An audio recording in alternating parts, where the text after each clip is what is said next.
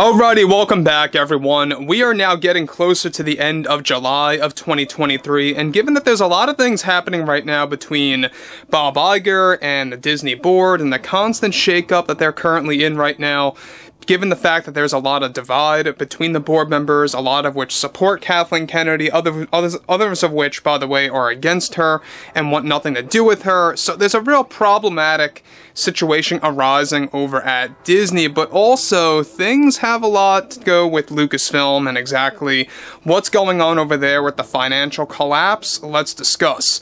This is Mike Zero. Subscribe if you're new and like this video to see future updates. I'm also on Twitter at Mike01. I thank you also very much for the great and kind support, and let's get right into the situation, shall we? Now, the thing about Indiana Jones 5 is that it created such a domino effect for Lucasfilm that things are beginning to tumble when it comes to the Star Wars movies, the Star Wars TV shows, and everything just related to Lucasfilm flat out. To the point where it's creating a lot of panic, not just for those over at Lucasfilm, but also for the Disney board, and how to exactly deal with the situation. Now, there's a lot of things that are going to be interconnecting with Ahsoka, with The Acolyte, and with Skeleton Crew, and exactly how it relates to the financial crisis happening with Lucasfilm right now, as they lost hundreds of millions of dollars related to Indiana Jones 5, The Dial of Destiny. Bob Iger is being forced to address this in the next earnings call, so we'll be talking about that once he addresses that further down the road. However, on top of all of this, with Lucasfilm and Kathleen Kennedy dealing with tons of backlash right now related to the Dial of Destiny, as it turns out, the damage done to Lucasfilm is far worse than anybody even imagined.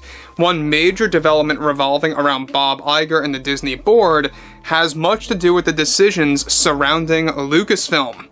Now, between Lucasfilm losing so much money over the Han Solo movie back in 2018, and on top of that, hundreds of millions of dollars related to Indy 5, as well as a large loss of subscribers, and or lower frequency active subs due to Obi-Wan, Boba Fett, and Mando Season 3, Lucasfilm was already dealing with a financial crisis and collapse to the point that it has forced Kathleen Kennedy to pull over 10 Star Wars projects either on hold or some of which are getting cancelled altogether. Discussions are already happening between Disney and Lucasfilm on if they should delay the Rey movie and focus on Filoni's movie first to prevent any kind of backlash and more fan division, as they have come to realize that nobody wants this Rey movie to begin with. Now, of course, they want to focus on that being the first film arriving in 2026, and to replace that with the Filoni film. Now, many board members are calling for the cancellation of both the Rey movie and James Mangold's Dawn of the Jedi film to course correct the film slate. However, that's currently not final as of yet. Now, guys, let me say one thing about this real quick before we get to the next major development about this, is that nobody wants a Rey movie, period. We know that a large portion of fans hate the sequel trilogy. They were very much unhappy with the way things ended with Rey taking down Palpatine, essentially becoming, the new Chosen One, if you want to look at it that way, because she destroyed the Sith once and for all, and really took Anakin's place by destroying Palpatine once and for all in Return of the Jedi. Heading into the first Star Wars film by 2026 being the Rey movie is a big mistake, and the fact that they do realize that just goes to show you that they are somewhat, I would say somewhat, coming to their senses, only because they are dealing with a crisis right now. Have they not, been dealing with a crisis, they probably would have been, not having even these discussions at all, period. But here we are, it's the end of July, Bob Iger's dealing with a lot of flack because of what happened with Dial of Destiny. In fact, the failure of this film is so strong, like I said, it's creating a big ripple effect on all of the up-and-coming Star Wars releases. This is impacting a lot of cancellations, a lot of projects being put on hold, as Kathleen Kennedy likes to call that, remaining on the back burner, yada yada yada, right? And when you look at stuff like this too, the domino effect is so severe to the point that it's even impacting themselves having conversations on whether or not they should delay the Rey movie or swap or rearrange the film slate and focusing on Filoni's movie first, then the Rey movie second.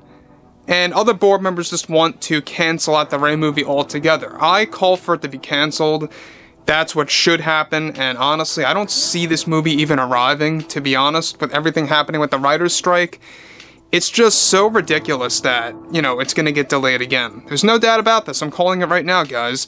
We all know that if the writer's strike continues on into November, and this is a conversation that has been happening over at Disney, that they're gonna delay the movies again for the next cycle. So moving onwards here, this is where things get really interesting, is that Disney right now is in full panic mode as Lucasfilm continues to lose money and is bringing in less and less revenue over time. As they realize if it gets so bad to a new low, they may just have to sell Lucasfilm if it really hits rock bottom, which, guys, I think that's still unlikely, at least for the near future, but who knows? The Rey movie is already facing a delay anyway, with the strikes aimed to continue into the fall. Lucasfilm specifically is dialing back on the marketing of the Ahsoka Tano series than previously planned, just to save money after the failure of Indy 5, which is why less new footage is arriving in the form of TV spots. With Ahsoka less than a month away from its release, this is Disney's endgame to save revenue by drastically reducing the marketing of Ahsoka, as they are betting everything on that show to turn things around for the better. Kennedy is also heading into full panic mode over the further losses over at Lucasfilm. So guys, two things about this is that it also impacted Ahsoka's marketing strategy. You're getting less footage, less TV spots now, just less everything than they previously planned, alright? They were supposed to have this mega marketing strategy for Ahsoka that is now coming to a close. Here's the other thing about Ahsoka that I know a lot of you have been bringing up to myself, and I have even been questioning this too. Why are they having a 2-episode event on release day on the 23rd?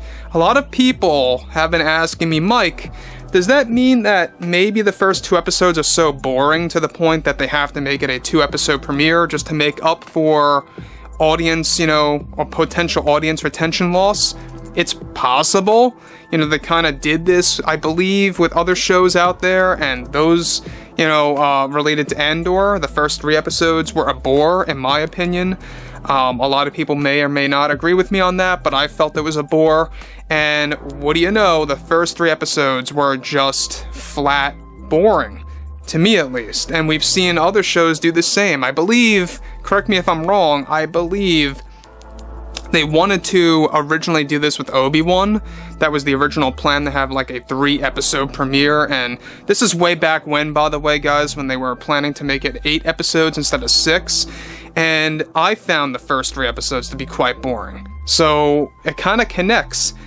I would love to hear your take on that below in the comments, what you think about all of this below, and if you guys did enjoy the content for today, make sure to drop a thumbs up on this video to support the channel, and I will catch you guys next time.